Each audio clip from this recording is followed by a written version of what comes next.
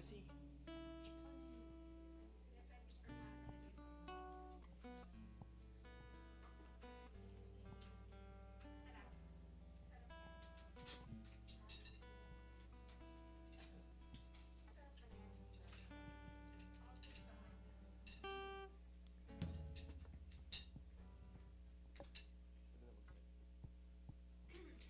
Tayo pong lahat ay magsitayo.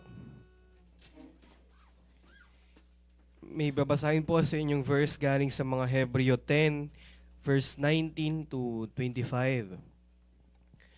Kaya nga mga kapatid, tayo ay malaya na makakapasok sa dakong kabanal-banalan dahil sa dugo ni Jesus.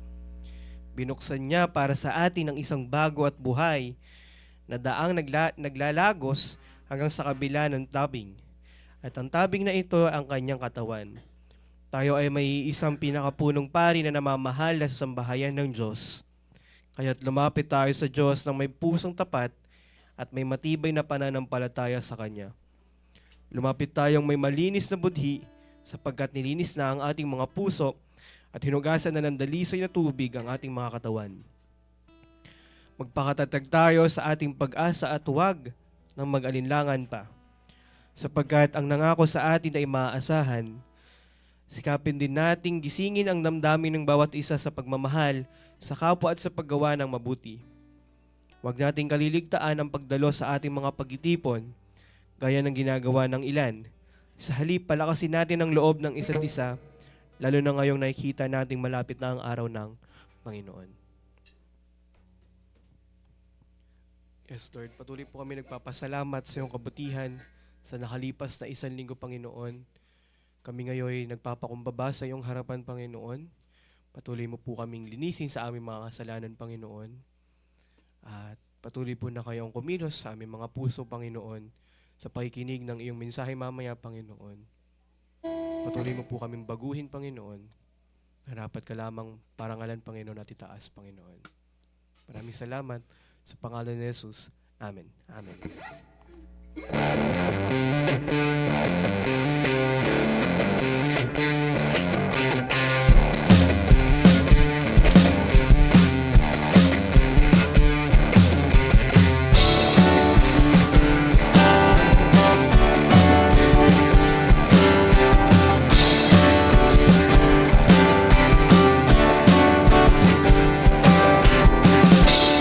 You are God, and I am not.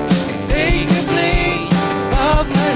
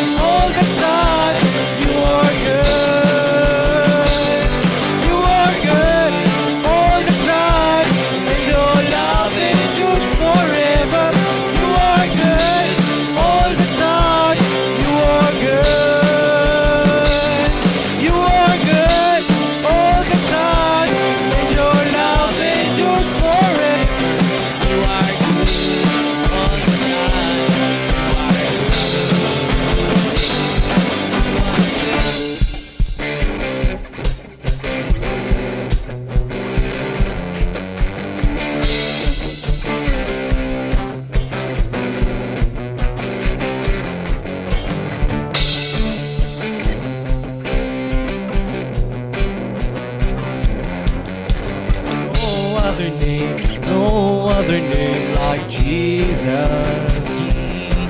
There's no other name, no other name like Jesus. There's no other name, no other name like Jesus. There's no other name, no other name like Jesus. There's no other name, no other name like Jesus. There's no other name, no other name like Jesus. You are good all the time, and your love endures forever. You are good all the time. You are good. You are good all the time, and your love endures forever. You are good all the time. You are good. You are good all the time, and your love endures forever. You are good all the time. You are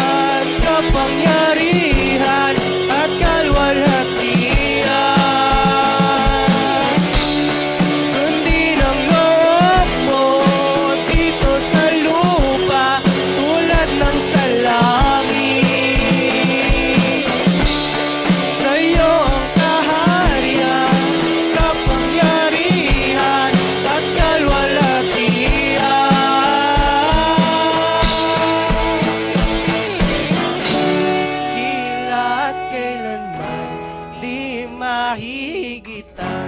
Ang ngalan mo ay kaligtasan ko. Ang iyong kaharian, ang aking halikan. O Diyos na langit ko'y maghari ka. Tila at kailanman di mahihigitan. Ang ngalan mo ay kaligtasan ko. Ang iyong kaharian, ang aking halikan. O Diyos na langit ko'y maghari ka. Sundin ang loob mo dito sa lupa tulad ng sa langit.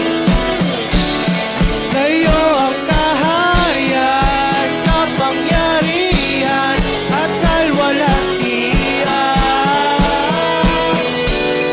Sundin ang loob mo dito sa lupa tulad ng sa langit. Sa'yo ang kaharian, kapangyarihan at kalwalhatian.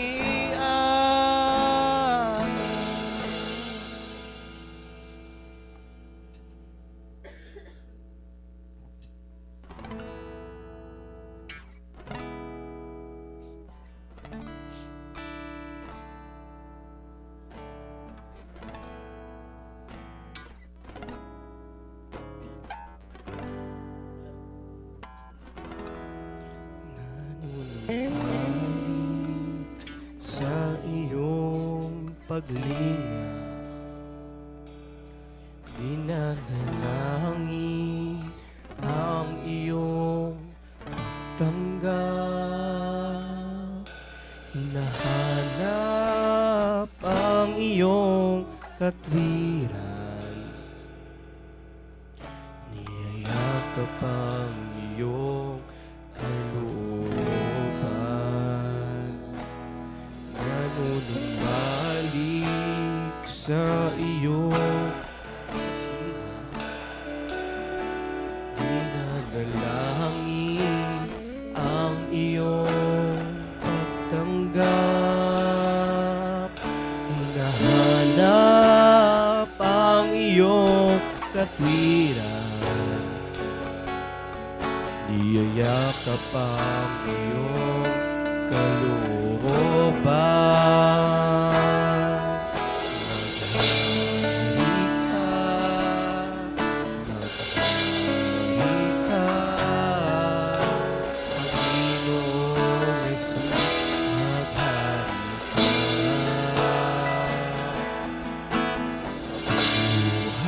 Ko sa puso ko, Panginoong Yesus, maghari ka.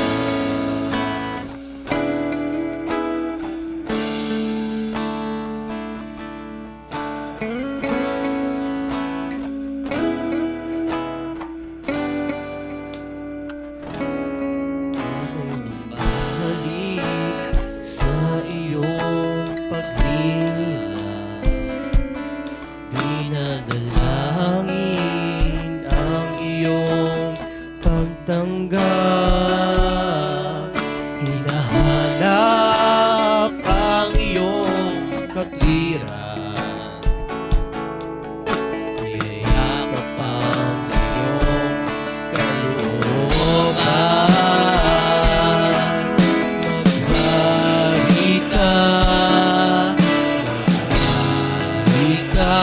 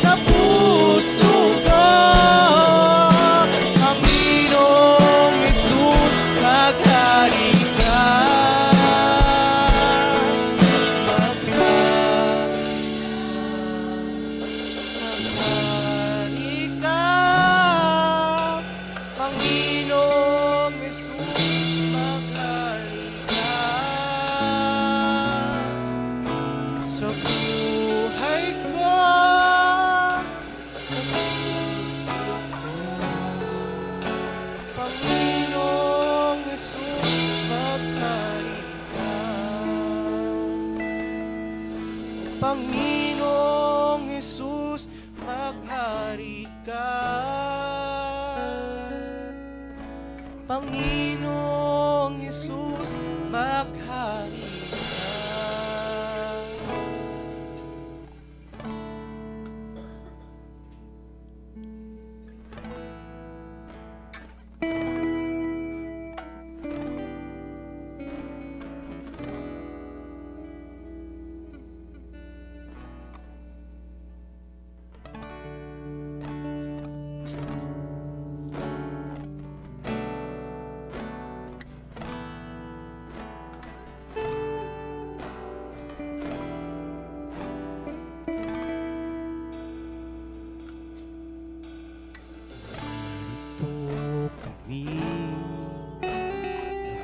Nagpapakumbaba, sumasamba sa isang Diyos. Hinahanap namin karikta ng iyong mukha, sumasamo sa iyong pagkilos. At sa himig na hain aming dalangin, kami katagpuin. Iparanas mo sa amin ang iyong kapangyarihan, ipamalas mo sa amin ang iyong kapangyarihan, hanggang ang aming kaluluwa'y mapuslos ng lubusan, at sa aming kalagitnaan bumaba ang kalangitan. Bilang iyong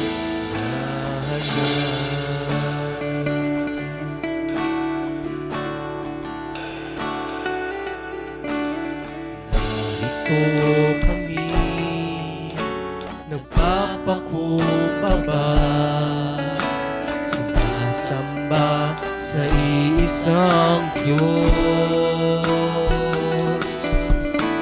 Hinahanap namin karikta ng iyong mukha, sumasamo sa iyong pagkilos. At sa himig na hain aming dalangin, kami katagpuin. Iparanas mo sa amin ang iyong kapangyarihan, ipamalas mo sa amin ang iyong kalwalhatian, hanggang ang aming kaluluwa'y mapusmos ng lubusan, at sa aming kalagitnaan bumaba kalangitan. Dakila ang iyong ngalan, ipamalas mo sa amin ang iyong kapangyarihan, ipamalas mo sa amin ang iyong kalwalhatian, hanggang ang aming kaluluwa'y at sa aming kalagitnaan bumaba ang kalangitan. Dakila ang iyong ngalan, iparanas mo sa amin ang iyong kapangyarihan, ipamalas mo sa amin ang iyong kalwalhatian, hanggang ang aming kaluluwa'y mapuspos ng lubusan, at langit ay bumaba, ang kalangitan, dakilang iyong ngalan, o dakilang iyong ngalan,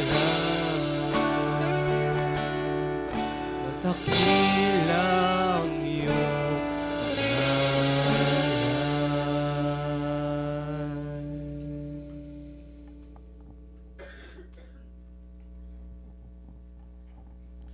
Panginoon, dakila sa lahat, salamat Panginoon. Tunay nga Panginoon na ikaw ay mabuti, tapat sa pangako mo mula noon, ngayon at magpakailanman Panginoon. Tunay nga Panginoon na dakila ang iyong pangalan Panginoon, dahil pinatunayan mo na ikaw ay tapat, hindi nagbabago, hindi nagkukulang Panginoon. At ang pag-ibig mo Panginoon ay laging bago, sariwa sa bawat umaga Panginoon. At para sa sino mang lalapit Panginoon sa iyo, pangako mo na hindi mo siya tatakwil Panginoon, bagkus tatanggapin mo siya Panginoon, at handa kang linisin kami Panginoon sa lahat ng aming kasalanan at karumihan Panginoon. Dahil sa dugo ni Kristo Panginoon, ibinuhos mo sa amin Panginoon ang iyong habag, ang iyong awa, ang iyong paglilinis Panginoon. At kung sino man ang sasampalataya Panginoon sa iyong bugtong na anak Panginoon, pangako mo ay magkakaroon ng buhay na walang hanggan. Lord, salamat Panginoon dahil ikaw ang nangako, ikaw ang tutupad nito Panginoon. At salamat Panginoon dahil meron kaming pag-asa Panginoon na sa pangako mo Panginoon pwede kaming manangan dahil hindi ka nagkukulang Panginoon. At meron kaming pag-asa Panginoon sa kabila ng lahat ng pinagdaraanan ng aming buhay Panginoon. Ano mang pagsubok namin kinakaharap, meron kaming pag-asa Panginoon dahil ang sabi mo sa iyong salita Panginoon, kasama ka namin sa lahat ng pagkakataon. Lord, turuan mo kami na unahin ang iyong kaharian, ang iyong katuwiran Panginoon. Turuan mo kami, Panginoon, na manangan sa iyo, Panginoon. Turuan mo kami, Panginoon, na gawin ang iyong kalooban. Panginoon, turuan mo kami, Panginoon. Bigyan mo kami ng puso, Panginoon, na katulad ng puso mo, Panginoon. Bigyan mo kami, Panginoon, ng buhay na nagpapakita, Panginoon, kung gaano ka kabuti, kung gaano ka kadakila. At higit sa lahat, Panginoon, bigyan mo kami ng buhay, Panginoon. Turuan mo kaming mamuhay, Panginoon, na may kabanalan ayon sa iyong kabanalan, Panginoon. Lord, alam po namin, Lord, na hindi namin kaya sa sarili naming lakas, Panginoon. Ngunit sa pamamagitan ni Kristo, Panginoon, alam po namin, Lord, sa iyong habag, sa iyong awa, Panginoon, kaya naming ialay ang aming sarili bilang handog na buhay.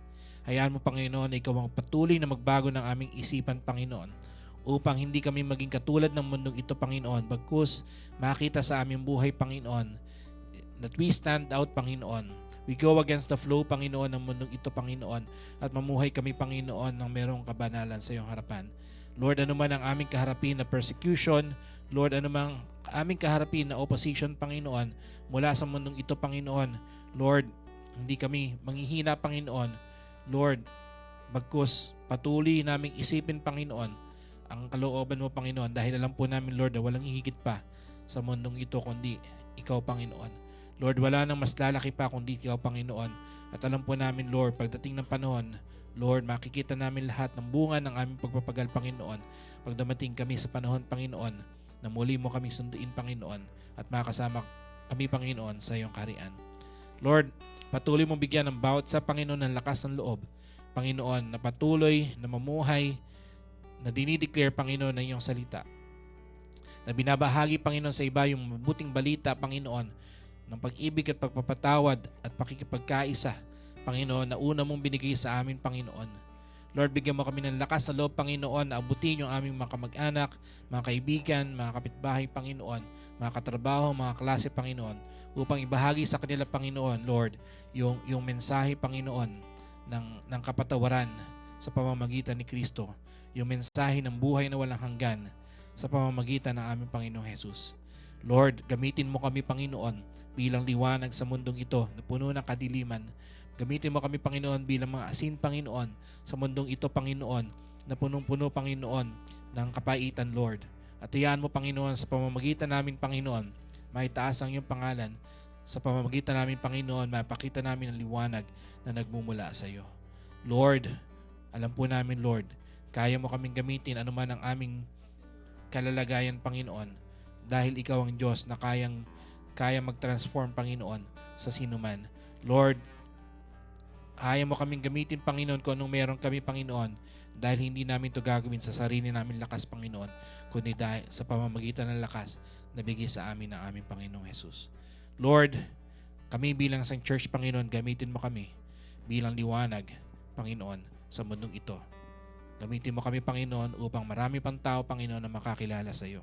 Upang maraming kaluluwa, Panginoon, na madala namin sa iyong paanan, Panginoon. At sila man ay makasama namin, Panginoon, sa pagpupuri, pagsamba, at pagdakila sa iyong pangalan, Lord. Maraming salamat, Panginoon. Pinagkakatiwala namin sa iyo ang gawain ito, Panginoon. Alam po namin, Lord, na mangungusap ka, Panginoon. At patuloy buksan na aming puso't isipan, Panginoon, sa iyong salita. At hayaan mo, Panginoon, na makita namin ang kabutihan mo, Panginoon, sa lahat ng bagay, Lord. Sa iyo po ang papuri, sa iyo ang pasasalamat, sa pangalan ni Jesus na po aming dalangin. Amen. Amen.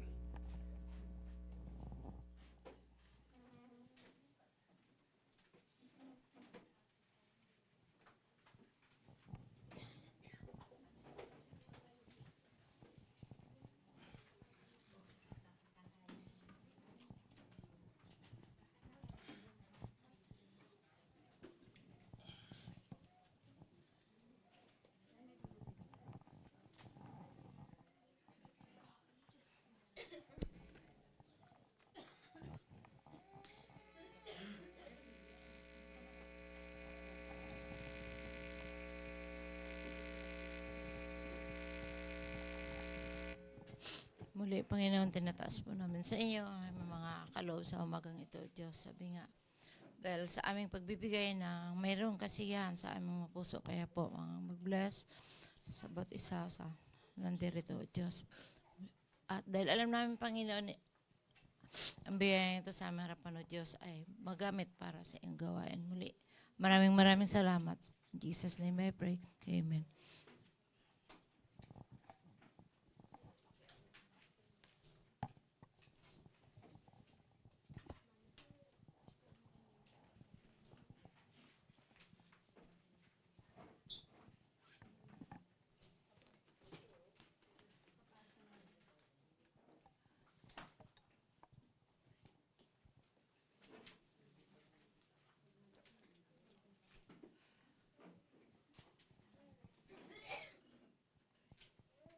Sige po, lahat po tayo ay tumayo para sa pagbasa ng ating Apostles' Creed.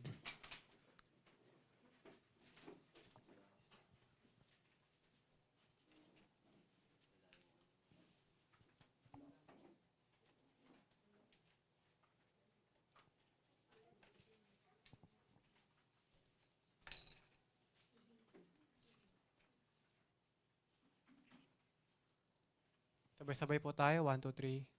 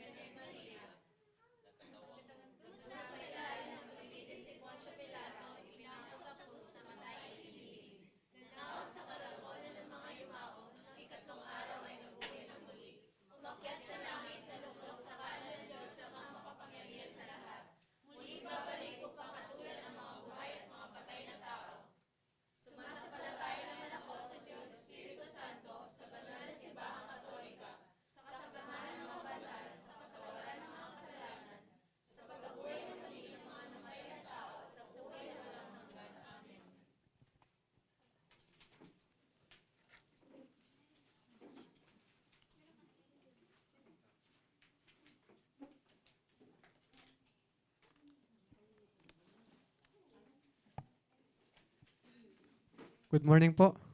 Kamusta po ang Holy Week niyo po?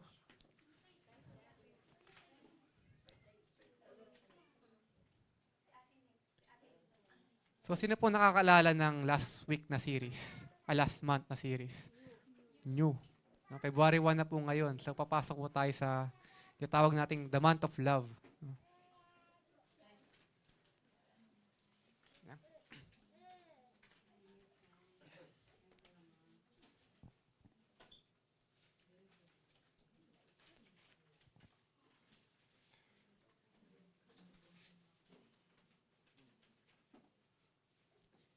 Ang ating pong passage ngayon ay matatagpuan sa Mateo 5:43 to 48.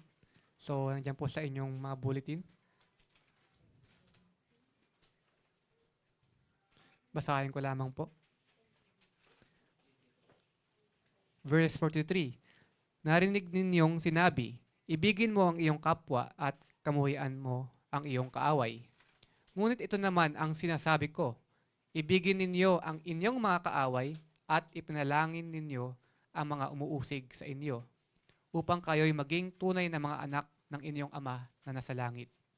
Sapagkat pinasisikat niya ang araw sa mabubuti, gayon din sa masasama, at nagpapaulan siya sa mga matuwid at sa mga di matuwid. Kung ang mga nagmamahal sa inyo ang siya lamang ninyong mamahalin, anong gantimpala ang inyong maasahan? Hindi ba't ginagawa rin iyan ng mga maniningil ng buwis? At kung ang mga kapatid lamang ninyo ang inyong binabati, ano ang ginagawa ninyong higit kaysa iba? Hindi ba't ginagawa rin iyan ng mga hentil? Kaya maging ganap kayo gaya ng inyong Ama na nasa langit. Amen. Tayo po ay dumako sa panalangin.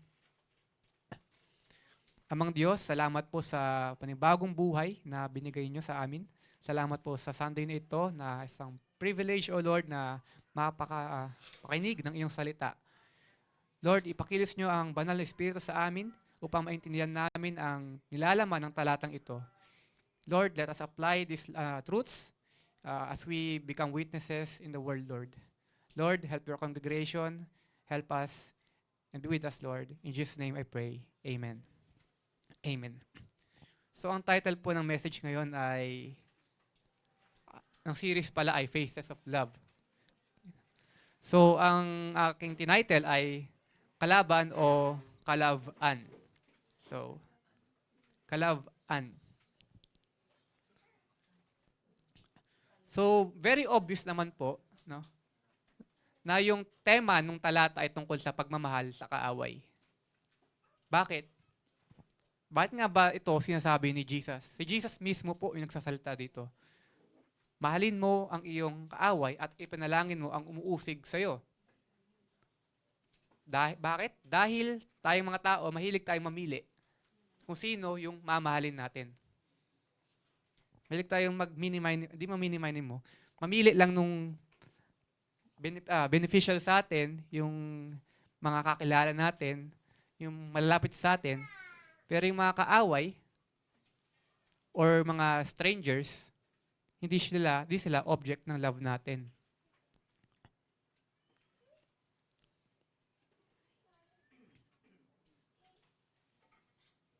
Kaya't ngayong umaga po, gustong sabihin ng talata kung bakit kailangan po nating mahalin ang ating kaaway.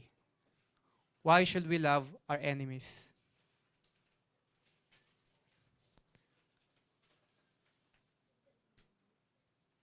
Sa ating pong mundo, ang tinuturo ay mata sa mata, ngipin sa ngipin.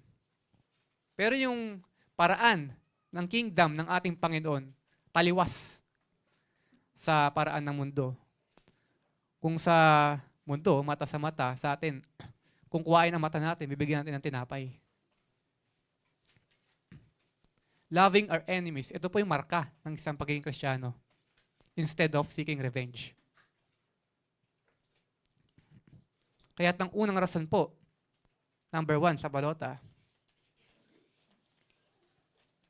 dahil ito ay refleksyon ng walang kinikilingan na pag-ibig ng Diyos. Ayan po ang unang rason kung bakit natin kailangan mahalin ang ating mga kaaway. Kung titignan po natin sige po, sulatin niyo po muna.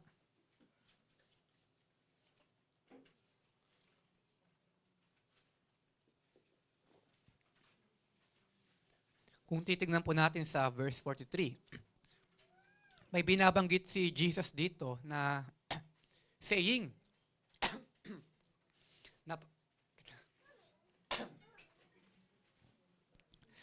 na popular sa kultura ng mga Hudyo. Ito po sinabi ng ating Panginoon. Narinig ninyong sinabi, ibigin mo ang iyong kapwa at kamuhian mo ang iyong kaaway. Meron po. Hindi po ito galing sa Old Testament. Ang sa Old Testament lang po ay ibigin mo ang iyong kapwa or neighbor o kapitbahay. Basta kapwa. Walang sinasabi na hate your enemy. Kanino ito nanggaling? Itong hate your enemy. Nanggaling to sa kultura nilang mga Hudyo. Specifically, ito ay tumutukoy sa maling interpretasyon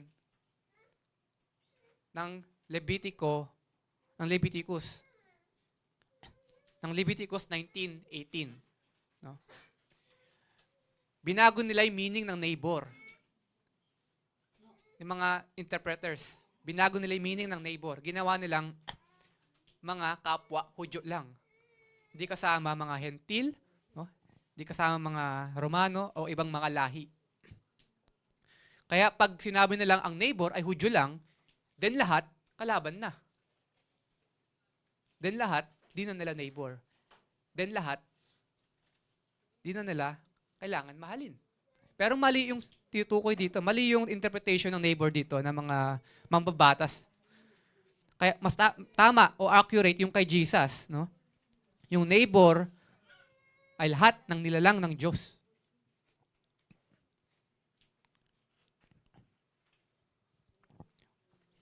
Kung magkagayon, kung lahat ng nilalang, no? Siyempre meron tayong mga kaibigan sa mundong to, at meron din tayong mga kalaban dapat. Mga tingin nating kalaban, pero dapat nating mahalin. Sino-sino ba itong mga to? Unang-una, mga kalaban nating spiritual. No? Mga unbelievers, sila ay dapat nating mahalin. Kalabang spiritual kasi hindi sila naniniwala sa Diyos na ating sinasamba. Iba ang kanilang paniniwala sa mundo. Ito yung una nating dapat mahalin. At pangalawa is yung mga nanakit sa atin. Sila yung ating mga kalaban. No? Mahirap mahalin ng taong nanakit sa iyo. Tama po ba? Pero kahit na ganun, ito po ay mandato sa atin ng Panginoon. Mahalin ang ating mga kaaway. Dahil po, ulitin ko, walang kinikilingan po ang pag-ibig ng Diyos. So yung provision ng Diyos na binanggit dito sa passage, sa 45b, sapagkat pinasisikat niya ang araw sa mabubuti, gayon din sa masasama, at nagpapaulan siya sa mga matutuwid at sa mga di matuwid. So yung provision ng Diyos, yung kanyang mga blessings, hindi nakaayon sa kabutihan ng isang tao. Mapasama man o mabuti, pare-parehas mayroong natatanggap sa Diyos. Kaya magtataka ka, bakit yung mga corrupt, no? Bakit yung mga nagtatrabaho na tiwali, sila pa yung may mga blessing. No? Sila pa yung mayaman sa mundong to. Kasi po yung provision ng Lord, pati pa kanyang pag-ibig, para po kasi sa lahat yan. Ang tatawag po natin dito ay common grace. No? Kaya siya common grace, lahat tayo kasi nabiyayaan yan. So yung kabutihan po ng Diyos, di nakabase kung yung tao ay mamahalin siya o hindi. Ibang-iba yung pag-ibig ng Diyos sa pag-ibig ng tao. Yung pag-ibig ng tao ay kung sino lang ang kalahi mo. No? May mga ganyang mga kaisipan yung mga tao eh. Yung mga racist, di ba? Kalahi lang nila, white lang or black lang. Kung ayun lang mamahalin ko, pag iba, hindi na object ng love ko. Sa atin, sino? Only Christians, sila lang. Or kamag-anak ko lang. Ano pang klaseng pag-ibig? Mahalin ko lang yung merong pakinabang. Yung beneficial sa akin. O kaya mahalin ko lang yung deserving. Yung mabait, yung kaibig-ibig, napaka-pleasing yung personality. No, nanilibre. O sa mga tuwid, mahalin ko lang yung magmamahal sa akin. Reciprocal lang. Ibang-iba sa pag-ibig ng Diyos. Pag-ibig ng Diyos, hindi lang para sa Hudyo, para din sa Hentil. At pag sinabing Hentil, ito ay lahat na hindi Hudyo. Umiibig ang Diyos kahit wala siyang pakinabang. Umiibig ang Diyos ng kanyang kaaway. Umiibig siya ng mahihirap, no? Mahihina. Umiibig siya ng mga masasama ugali, no? Mga unpleasing, pati mga hindi kaibig-ibig. Speaking of hindi kaibig-ibig, kamusta po yung kapitbahay nyo? Sa amin po kasi malalayo ang bahay namin sa PTS eh. So may favorite ka bang kapitbahay? Bakit? Kasi may spaghetti, no? May pancit? Hindi, joke lang. Okay lang naman magkaroon ng favorite na kapitbahay. Walang problema. Ang problema is kung meron kang kinamuhian na kapitbahay. If so, pakitanong po ang inyong sarili. Bakit ko nga ba siya kinamumuhian? O, lagi itong ginagamit example, no? Nagpapausok na may sinampay. So, ayun. Pero kailangan po nating malinaw na yung pag-ibig, iba po yun sa pagiging malapit. No? Pwede kang umibig kahit hindi ka lumapit. Kahit hindi ka malapit sa isang tao. Pero ang sinasabi dito, huwag mong i-ignore ang kapitbahay mo. Kahit na hindi maganda yung relasyon nyo, pansinin mo, kausapin mo. Pero di ibig sabihin na maging close kayo. Pwede kang makipag-usap sa mga taong nanakit sa'yo ng genuine. No? Pero syempre, may boundary. So, sino po ba ang inyong mga iniibig?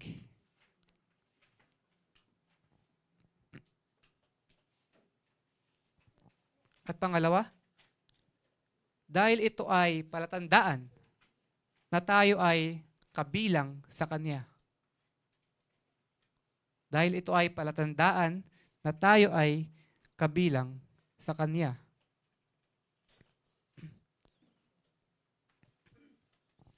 Ano ba ang ibig sabihin ng pagiging kabilang sa Diyos? O maging kabilang sa Diyos? Siyempre, bilang anak niya, malinaw sa passage, no? Upang kayo'y maging tunay na mga anak ng inyong Ama na nasa langit. Yung pagmamahal ng kaawa, isa yung marka, masasabi sa'yo na anak ka nga ng Diyos.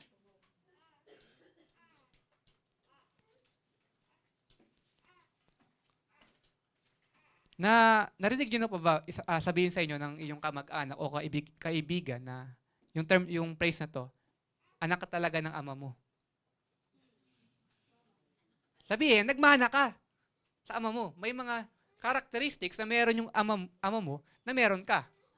Sa itsura, sa kilos, sa mannerisms. No? Ang naalala ko kahapon, tumawa ako, di ba? Ha, ha. Sabi nila si mamang yun, ah. Diba?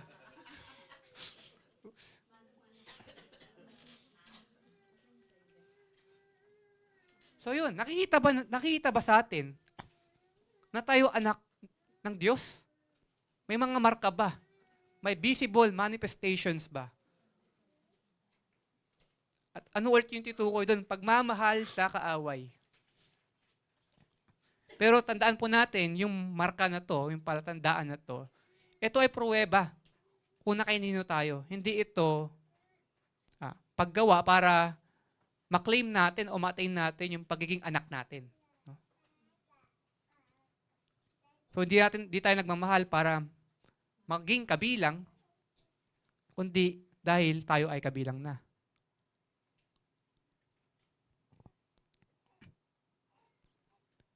At isa pang ibig sabihin ng palatandaan or mark ay bilang mga taong tinawag sa pamumuhay na banal. No? Ngayon, yung ibig sabihin po ng banal dito, hindi lang po ito yung pagiging matuwid o righteousness. Pag sinabi natin ang Diyos, ang pinakabanal or most holy, ibig sabihin, mabuti siya, matuwid siya. Pero, meron din itong isang ibig sabihin, na wala siyang katulad. Kahit pag sinabi dito na magmahalan tayo kagaya ng pagmamahal ng Ama, ginagaya natin yung pagiging banal ng Ama. we imitate yung pattern na meron. Sa papaano? Sa pagtaliwas o pag-alis sa mga gawa ng kamunduhan. Kaya tayo nasasabing mga banal. Kasi di tayo nakikiayon sa pattern ng mundo. Kung ang Diyos ang most holy, tayo ay mga lesser holies. And again, ang ulit dito, paano makikita yun? Sa pagmamahal nga ng iyong kaaway. Yung pagmamahal po ng kaaway, ito ay salamin na nakikita sa atin ngayon yung kaibahan natin sa mundo.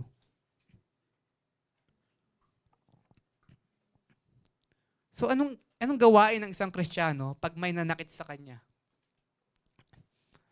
Nginoon, kidlat mo to. Hindi, opposite eh. Pray for them. Panginoon. Mabiyak yung lupa, no? The opposite. Pray for them. Hindi lang prayer, pakita mo sa actions. No? Mayroon ako isang kilala na, kaklase ko dati, may nanakit daw sa kanya. At imbis na maging response niya, ay magsalita sa social media, magparinig, no? I-chismis siya, binigyan niya ng regalo na physical. Ba? Grabe yun. Siyempre, pag yung nanakit, may dalawang response eh. Either mahiya siya, makita niya yung pagkakamali niya at humingi ng tawad, o mas lalo lumala. No? Mas lalo magalit. But anyways, ang Diyos ang bahala. No? Ang work natin dito ay magmahal. So instead for praying for destruction sa mga kalaban o sa mga taong di naniniwala sa Diyos, we pray na para sa repentance at restoration.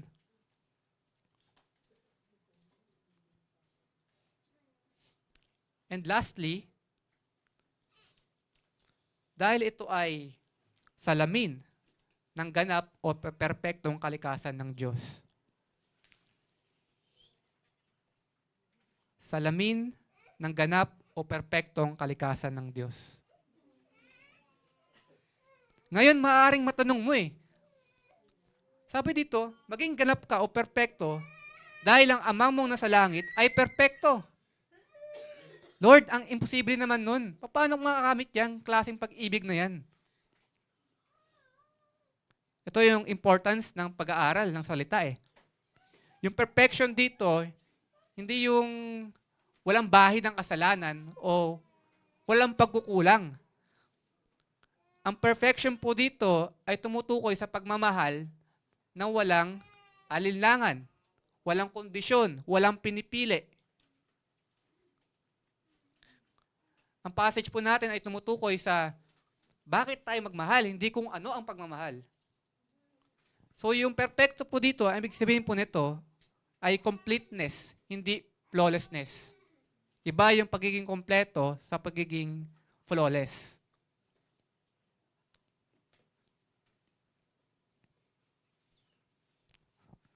Kailangan nating malaman po yung distinction na to, yung pagkakaiba na to. After all, lahat naman tayo limitado eh. Sino ba ditong mayroong perfectong klase ng pagmamahal? So yung love po natin, hindi siya flawless. Marami pong bahid yan. Pero ito ay dapat maging persevering, nag-i-endure. Ang ibig sabihin pa ng perfection ay ang katuparan ng layunin kung bakit ito narito. Ulitin ko po, ang perfection din, ang meaning po nito ay pag natupad yung layunin kung bakit ang isang bagay ay narito. Ano ba ang layunin ng isang piano? Piano, no? O gitara? Tumugtog. No? Yan, para tugtugin. Ayan po yung layunin ng instrument. Alam mo ang layunin ng tao? Westminster Confession. The chief end of man is to glorify God. Magbigay luwalhati sa Diyos. Sa paanong paraan? Isa sa paraan ay ang pagmamahal ng ating kapwa. Hindi po siya sabi sa passage na magmahal kayo ng walang kahit anong pagkukulang. Hindi po siya sabi na magmahal kayo ng perfect. Pero siya sabi dito, hayaan ninyong ang inyong pag-ibig ay umabot sa layuning itinakda ng Diyos. Na yung pag-ibig natin ay maging in line sa purpose ng Diyos.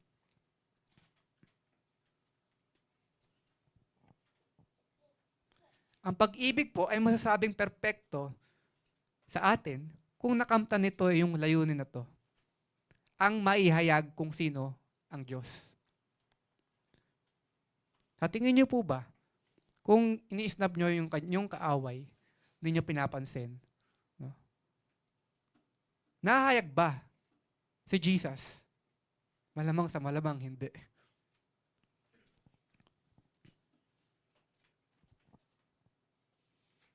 In fact, kung sino man naihayag kung sino ang Diyos, no, makita nyo yun sa buhay ng mga martir. Mga Kristiyano na pinapatay ngayon. Ba't nila ginagawa yun? Para maihayag ang Diyos. Ginagawa nila yun sa ngalan ng pag-ibig.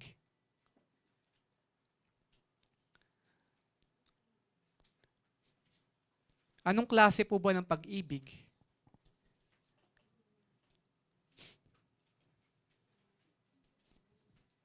Nasa tingin mong pinapakita mo? Yung klase po ba ng pag-ibig na meron ka ay naihahayag si Jesus? Yan po ay katanungan para sa ating lahat. And of course, yung perfection dito ay tumutukoy din sa pagiging spiritually mature. At isang palatandaan ng isang mature na Kristiyano ay ang pusong nagpapatawad.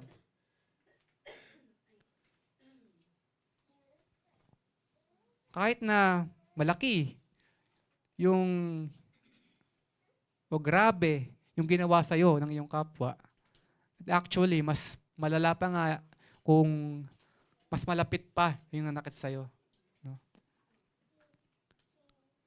Pero kung ikaw ay magpatawad, ito ay gawain ng mga anak ng Diyos.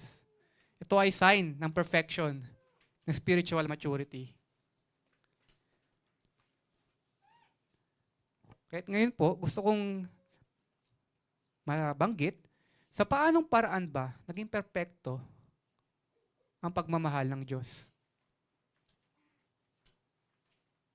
Binanggit lang ba ni Jesus na perfect yung Ama, kaya gayahin nyo? O may pinakita siya para gayahin natin? Meron. In fact, alam po natin itong lahat. Yung verse na to, John 3:16.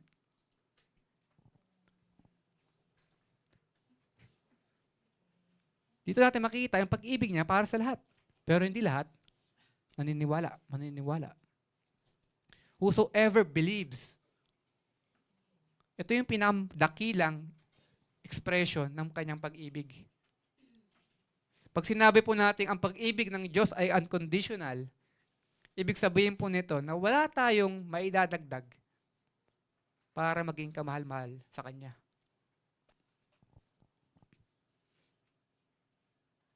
Pero Kuya Ash, kanina niyo pa binabanggit yung pagmamahal sa kaaway.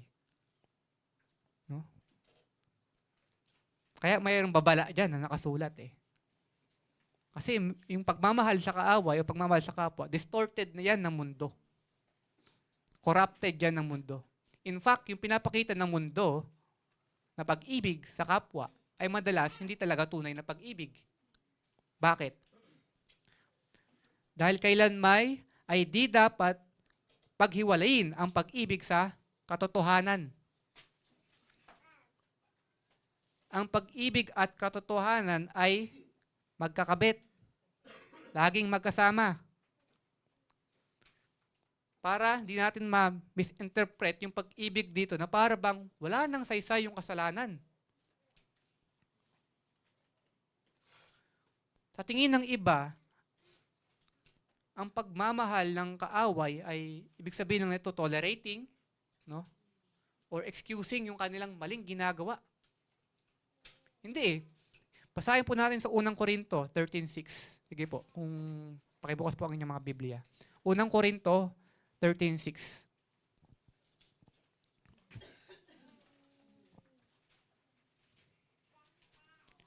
Pakibasa na lang po, una makakita.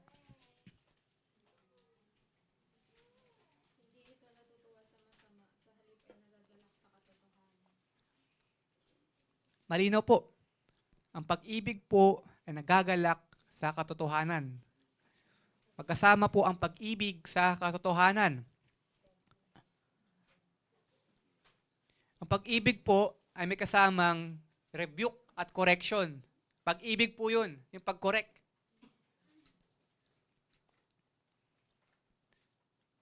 Malinaw na pag truth lang, na walang pag-ibig, anong kalalabasan nito? Condemnation. Judging lang. Pag truth na walang pag-ibig. Pero pag ang pag-ibig walang katotohanan, ay hindi pag-ibig yun.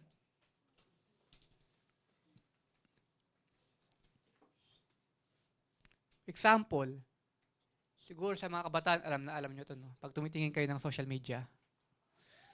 So, sa West, maraming mga influencers na okay lang daw ang obesity. No? In fact, gine-glorify nila yung obesity na healthy ako, na maganda ako, ganun. Okay lang sana kung ano eh. Kaso, nasa social media sila at pinaparangalan nila yung ibang tao na gayahin sila. So, they are delusion in the fact na hindi sila healthy. No? Pero, konbinsido sila na tama yung kanilang ginagawa, na okay sila. No? In fact, yung mga tao sa paligid nila, ina-affirm din sila. Kasi nga, fat positivity. Ang sinasabi is, ganda-ganda mo, diba? Parang, maraming positivity, imbes na gentle correction or paalala.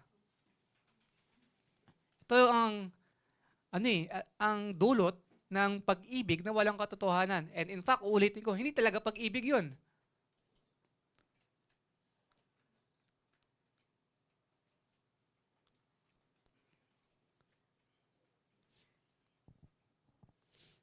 At gusto ko lang po i-share din kung kilala niyo po si John MacArthur, in-interview po siya sa television. So babalik po tayo sa ideya ng mata sa mata. Sa atin pong bansa, no? Ang mata sa mata ay nakita po natin yan ng sukdulan sa panahon ni Duterte. Panahon ni Marcos, ni Ferdinand Sr. No? Ayun yung sukdulan ng mata sa mata eh. Yung wala nang halaga ang dignidad ng tao.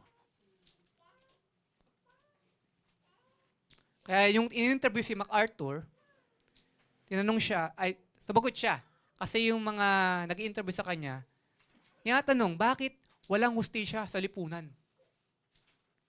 Bakit hindi kumikilos ang Diyos? Ito yung sagot ni MacArthur eh. You should not ask God for justice. Because if you do so, lahat tayo mapupunta sa impyerno. Ang kailangan po natin ay grasya. Ang kailangan po natin ay grasya. Tagalog, hindi po natin dapat hingin sa Diyos ang katarungan dahil kung magkagayon, lahat tayo mapupunta sa impyerno. Ang kailangan po natin ay grasya o pag-ibig ng Diyos. Sa halip po na ipakita ng ating Diyos sa sangkatauhan ang ideya ng parusang hustisya or punitive justice, yung mata sa mata o ngipin sa ngipin, may pinakita rin po siyang alternative justice. Yung restorative justice. Yung kanyang pagmamahal, awa, at grasya. Bagamat gumagamit po ang Diyos ng parusa dahil siya ay banal, natural. No? Sinabay niya sa kanya lamang nakasalalay ang pagiganti, di po sa atin. Kaya may lugar po yung parusa, hindi lang sa atin. Sa Diyos po yan.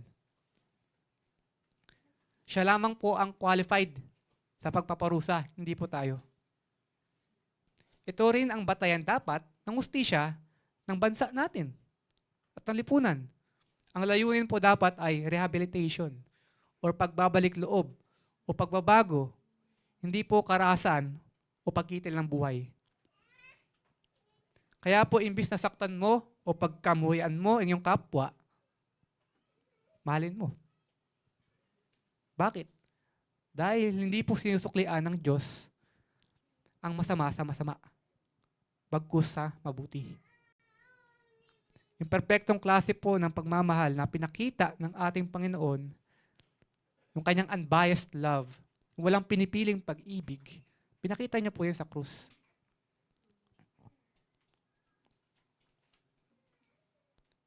Dati niyang kaaway,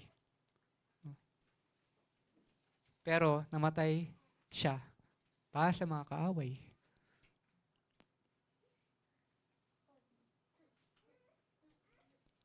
At tayo din naman po mga dati tayong kaaway ng Panginoon. Di natin may tatanggi na isa tayo sa mga nagsabi na kung ikaw ang anak ng Diyos, bumaba ka dyan sa krus upang iligtas mo ang iyong sarili. Huwag po natin gawing yung ginawa ng mga Hudyo na sinabi nila kay Jesus, yung pinaparangalan sila, na di kami kagaya ng aming mga ninuno. No? Pero pinakita nila, nakagaya sila ng kanilang mga ninuno dahil pinako nila ang anak ng Diyos. Pero kahit na ganun po estado natin, kahit na mga mockers tayo ng ating Panginoon, minahal at kinaawaan niya tayo. Ayon nga kay Pablo sa mga taga-Roma 5:8, ngunit ang kanyang pag-ibig para sa atin noong tayo'y makasalanan pa. Memory verse, no? Gayon din, sana mga kapatid, ang klase ng pagmamahal na ipakita natin sa ating mga kaaway. Yung ganitong klase, sacrificial, walang pinipili. Wag po tayong mangamba kung sa tingin natin ay kulang yung klaseng pag-ibig na meron tayo. Mahina man o nagkukulang yung pag-ibig po natin, kasama ang banal na Espiritu ang nagpa-perfect nito. Amen po. Tayo po yung manalangin. Amang Diyos, makapangyarihan sa lahat, salamat po muli sa pagkakataon na maibigay niyo sa amin ang kahulugan ng inyong mensahe. Salamat, O Lord, sa kabutihan mo. Salamat, O Lord, sa pinakita mong pagmamahal kahit na kami ay inyong mga kaaway. Panginoon, i-perfect niyo, Lord, ang klase ng pag-ibig na meron kami. Lord, samahan niyo kami sa pagiging witness sa mundo, sa mga taong tingin namin ay kaaway namin, Lord. Lord, let us have a forgiving heart. And also, let us love them, Lord. Help us, O Lord, bagamat mahirap magbahal ng mga taong nanakit sa atin, at minsan ay mahirap din magmahal sa mga non-Christians, unbelievers, Lord. Pero Lord, pinakita mo yan unang-una sa krus ng Kalbaryo. Salamat, Lord, sa dakilang pagmamahal mo na walang pinipili. Ito po ay dalangin namin sa inyo, Ama. In Jesus' name we pray. Amen.